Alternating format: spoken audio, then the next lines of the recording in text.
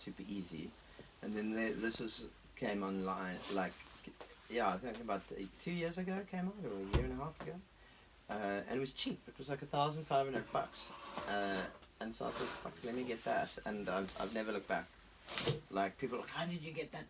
Like, how did you do that master? And I'm like, I literally went and said, use like quick master preset. Actually, Cliff, good thing that you actually spoke about that. Mastering is a problem we have, right? So. Oh yeah. Yeah. So how do I get all the volumes of all the songs in the same like volume? Like how do? Oh, I see. That dip and stuff. There are some programs that allow you to kind of do your master, like, so you put all the masters like kind of in a row together, and it helps look at it. But you know, if you're aiming on, you just use that Voxenja span, and then I kind of go to the loudest point of the track and limit it until I see like the RMS hitting around somewhere about -9, depending on what kind of genre you are writing. Yeah. And then I initially aim for that across all the tracks. The loudness meter thing. Yeah.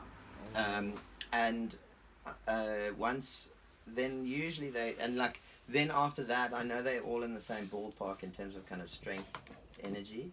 And if audibly one sounds like, then I use my ears, and if audibly one sounds a bit strange, then I'll do some adjustments. But further than that, you know, I don't know, sometimes songs like... This isn't the same thing, right? This is... No, that gives you... the meter. Yeah, but I'm not sure what you're looking at. It's with that meter, but so you should have the Voxenja span. That comes with waves? No, it's a free plugin, yeah. No, I had it on my other laptop. I'm not sure if this I have it. No, it's freely downloaded. Oh, okay, cool. No, I don't have it. Okay. But this is how I've been mastering the stuff that we've already dropped. I know. I mean, if you've got the wave stuff, there's some very good analyzers in there. But it's like you kind of depends on which, because there's so many different metering units. You know, like it depends on which one you learn on almost, and then. So I haven't been using the meter at all. I've been using one song as a reference. So a song that's already been mastered. But of course that's not working because there's some songs where the moment you press play, you already feel like, nah, the energy of this track is not where it should be. Okay, so, but, you know, there'll be two different types of energy difference, and I think the one is, it's important to kind of decipher the two, and one would be, is the track just is it limited less, which is technically like the volume, like do you need to just drive the limiter a bit more? Or is it an energy thing where you need to kind of push the compression just before that? You know, like the overall, like, is it as, like, for want of a better way, like, is it, if it's not as in your face as the other track, then it would need compression. But if it is, if it's one of those cases you're just reaching for the volume control to turn it up, then that's a limiting thing, probably. Yeah, I mean, this is a brilliant for mastering, but you really do need, you've got to be careful with it because it can go wrong. Yeah, I work off of a preset. Yeah. Most of the ones it's the master buster, and then I tweak just a few things, and it's always just so point. But what you should do is have this, so you would tweak like your compression ratio on this, and then usually you'd have a limiter after this. So this would be your final. This would be your second penultimate one. Yeah. So normally what I would do is I would open up. This is a new project. Yeah. Bring in the wave of the mix. Yeah. Have it on number one. Then Yeah. I fix that directly, and then on the master I have a limiter. Sure. I'll replace this with. I'd like to use this one. Which one? L2. Yeah, I think it's L2. Yeah. No, it's not L2 actually. Yeah, they got an L3 now. That's all, huh? I use the L1. Okay. Yeah, I use the L1. I probably should go L2. Yeah. I think they've even got the L, and if you've got the T-Rax there, that's also great. I used to have T-Rex on my other one. Yeah, so then do the exact same thing, tweak it a little bit, and that's literally how I master. Yeah, so what I would do is on the master, just after, so put your limiter on slot 9 and then the Voxenja span on that slot, so that you're analyzing what's coming out after the limiter. So you'll use the compression kind of stuff in the Abbey Road mastering. That you go You by. can use that book if you want. Like that one, you kind of do the. Don't worry about the volume or so, but do it until like the song feels right in terms of kind of everything, Yeah. and then if you've done the mix properly, you should be able to kind of get the volume issue out with the limiter after the fact. Sure. You know, so don't try and find volume in the compression stuff. Rather find it at the limiter afterwards. So, because what can happen is that then like you get a song that's the same volume, but it just sounds way more compressed and noisy. Yeah. You know, so what you should have done is left the compression alone on that and just limited it a bit harder. So okay, yeah. So Yeah. But I was gonna say, I also feel like sometimes because we don't have one producer and then one person who makes all those beats, and most of the time we're not using stems of the beats, Yeah. we're getting a wave or an MP3. Yeah. It's like sometimes the songs feel different because the actual beat, the actual Yeah, it's instrumentation produced. was either it was compressed way too much or just the tone Yeah, it of it wasn't- is but- completely different.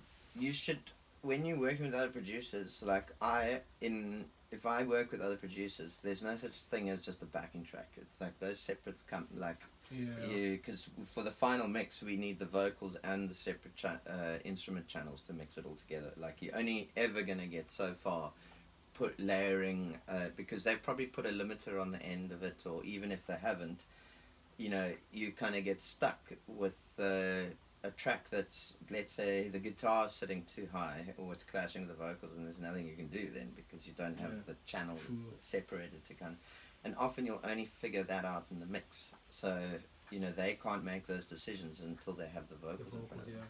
Then the other question, Kev, is so we want to drop this tape on the 16th of June. That's next Monday.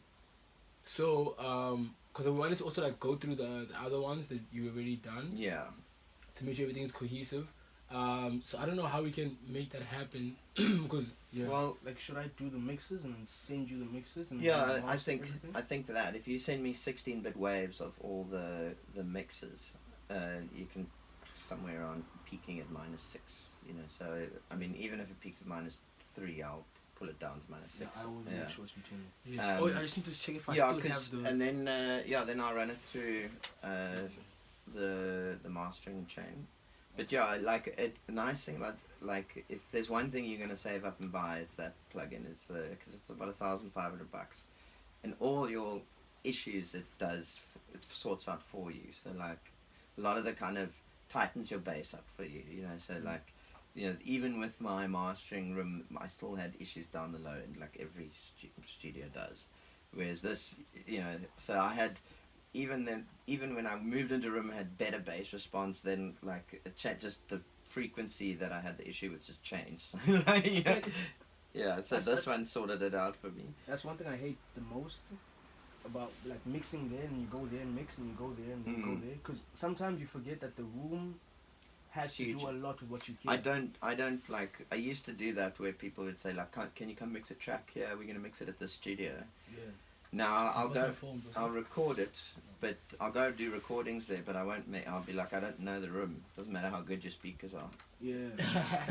Yeah, I mean, that's the thing. It's like, even top studios, you go from one to the other, they sound different to you, you know, because the rooms are, you know, every room's slightly different.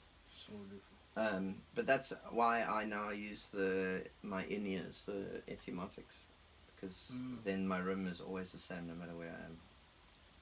And they're actually half the price of Yamaha speakers. Can't wait till we can afford Yamaha speakers to give. Well, why don't you should get, if you want to mix better, you get the Etymatics, the in-ears. But how much are those? Half the price of Yamaha. You know how expensive Yamahas are. Yeah, they're 19 for a pair. Much rather get a pair then. Huh? Especially where we're at Well, right you now. can get a pair of Etymatics for $9,000. So, and they're better than any Yamaha that you'll ever. They are. I mean, they're technically the world's best mixing headphones.